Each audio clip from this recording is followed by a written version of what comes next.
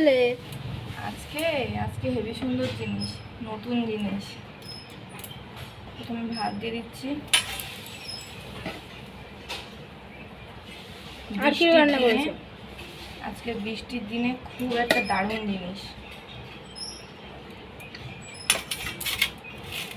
সুন্দর ভাত চলে আসলো।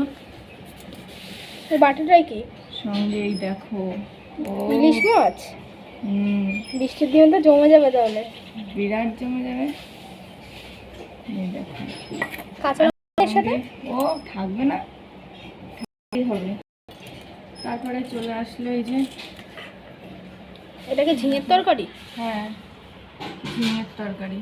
আর এই দেখ স্পেশাল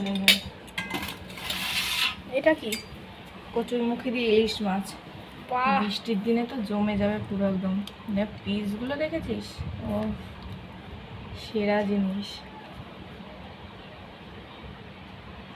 বন্ধ কর।